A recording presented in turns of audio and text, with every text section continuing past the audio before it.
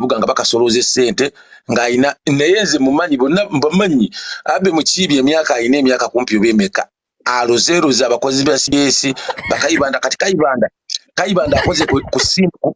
kayibanda akoze banka toleta kayibanda ngoyogera toleta kayibanda ngolesa abe mukibi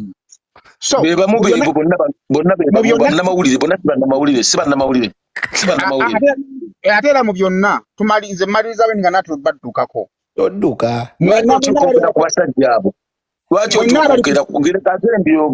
nze mbyogera kwe tebajja kukwata gwe kitwali byogera byange nze ndi mu America nze ndi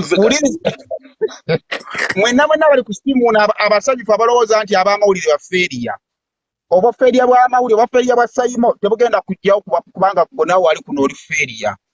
buli muntu yenna osobola okulemerwa waliwo n'abakozi mu State House nga tebalina ssente waliwo n'akola mu Bank of Uganda ewali n'ekisawo kya ssente kawalaata kamalirize katono esokoleke so omuntu yenna ssente zisobola okukubula singa tozipulaningira bulungi mujja kudda ku b'amawulire mutandika obbageya mujja kudda ku b'amawulire mutandika okwogera kabampaane omabizi bwa social media is kabampaane naye kati katuvudde mu byaki buli mulimu gulina omukisa gwago n'obubi bwago emirimu gino point eyinza okubeerako yedinda Kaiyz yajja otuwa okwambala personality etaliiyo olina kozesa ekintu mutima nga tiwandibadde ng'okyagala zeze ensobi ze tulina okutereeza naye nga amawulire si mabi kubanga mu Uganda kakati bantu bave mawulire badde mu mulimu ki Saymore kanjogereko banna Saymore yogera nze simanyi lwaki ensonga zaffe tuziyanja na Kapale mbadde nsuubira tujja kukolayo kalive akafa akaba amawulire tukoleyo lwakuba nti abalowoozanga Kapale bangi ku stream wano mbalaba endowooza zaabwe bangi nange mbadde mbawa amawulire wano nga mujja ne mugansaba ate ne maane munkuba bannamawulire ne munkuba era mwe mwansuula wano lukafuko oluno olubosi lwa Kaiyz olutadde olumpi olinga olusezi watuwa ku ssente wakola omukolo ogw'ekimpatira n'osonda ssente watuwaako amawulire simwe mwasuula omukolo gwange lukafuko omuwala kasita yaluwa akavidiyo oluwuliriza lukafuko olwo lwennyini luno olubosi lwa Kaiyz omuwala oli gwe nali ngenda okuwasa oba yali anywedde n'aluwa ka video omuntu ayagaliza munne omuwala yali kodinga video ng'atamidde n'agikwata n'agiwa lukafuko n'alugamba nti Kapale twekubye ebifaananyi naye Kapale nze simulabangako simumanyi ebyembaga omuntu ng'ategeera yandibadde ankubira essimu nanga Kapale omuwala ansindikidde message wano naŋŋamba takumanyi takulabangako tukoze tutya owulira ng'omuntu ayagaliza yakwata ebintu n'abiteeka ku TV n'amaana nkubira enkera nga musanyufu nnyo omuntu yenna bw'oba n'omutima omubi omukolo gwange ogw'embaga n'agwonona nali mpulaniza omukolo gwange bulungi nga ngenda funamu ssente nga kabako bwe yakola kabako yasolooza embaga n'akwata omukolo ne bamuwa ssente n'agulako emmotoka kuluga n'azimba ennyumba ezasigalawo n'azaalamu omwana mu ddumula era ezasigalawo n'asimbamu omusiri gw'enjaga kati yeeyagala bizinesi ya Kabaka alina enjaga omusiri mulamba n'essente zaali za mukolo gwa mbaga zaalimamu enjaga kakati nze nange nali mpulaninze okuliriza kamaleyo point yange Kaiyz koze eki Kapale kati olwo olusajja nagenda uliriza maleyo nakola diiru yange nga ngenda kuwasa omukazi nga maze okufuna abagagga bange nga bagenda kumpa ssente mpeze miliyoni zange nga 2 oba 5 nkwateko omukolo gwa miliyoni 10 omuwala muweeko miliyoni 10 esigaddewo neeye kuba twali twakava mu covid olwo olusajja lukafuko Peter olwasanyuka TV wadde okunkubeerako nga nti omuwala ampeereza video lwagiteekayo nga lusanyufu mwagala nnyo ebyononese bannamawulire omuntu ali professional omuntu nga bulijjo okola naye mbadde mbawanga ki mbadde nga mbawa amawulire mbadde nga mbawanga amawulire ku interview lwaki teyankubira essimu n'angamba omanyi muganda wange omuwala ampadde wano omuwala ampadde amawulire agambye omukolo takumanyi ne tusooka tubyogeramu ebbali kuba nange ndi musajja nali neeyiya sebo yabiteeka ku TV nga musanyufu era obutaagaliza b'amawulire b'e Uganda ne bansuula embaga yange teyabaayo nali nsolozeza kalifaaga n'agawuya nze donizera naye wuyo mulabyeko kuno nsanyusa okubalaba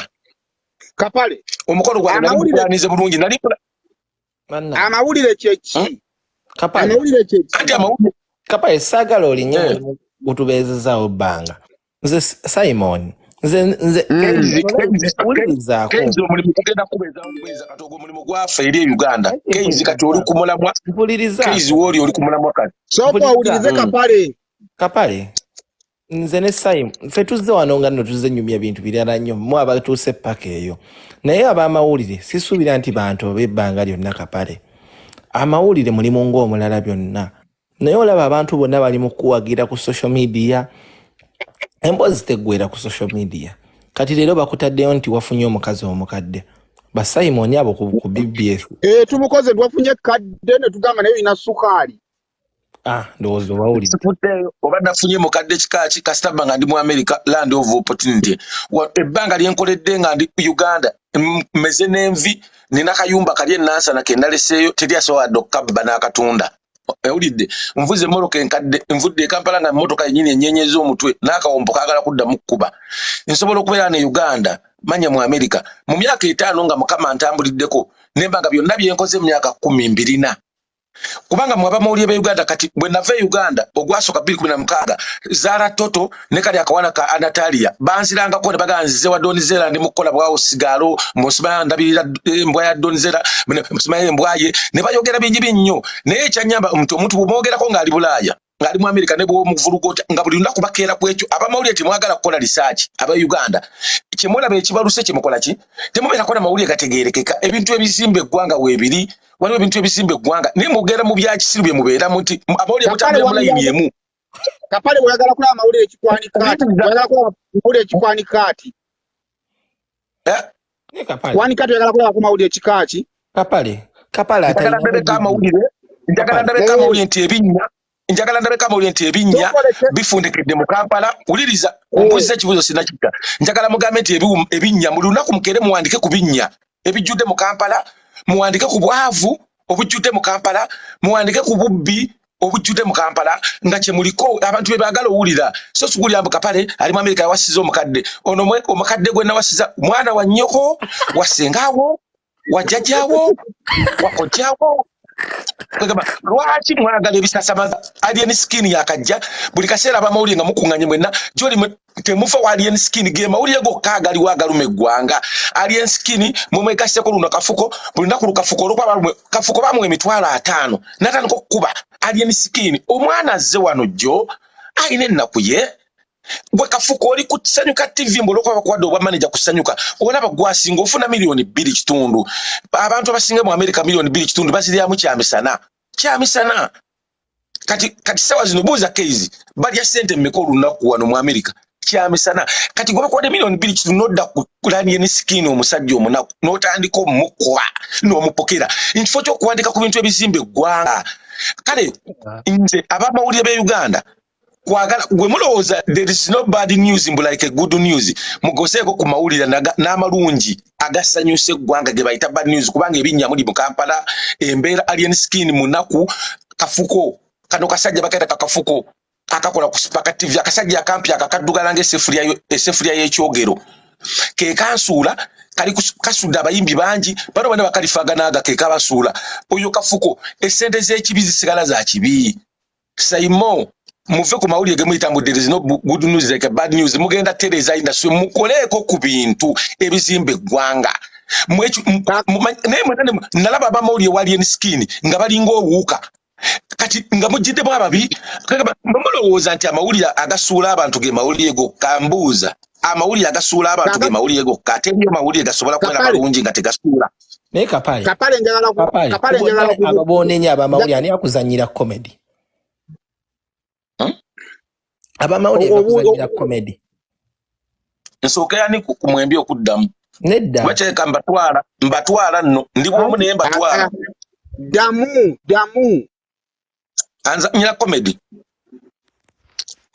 anti labayo bwe manga nzanya comedy nze nali nzanya comedy nga mulungi comedy wange yali mulungi era comedy wange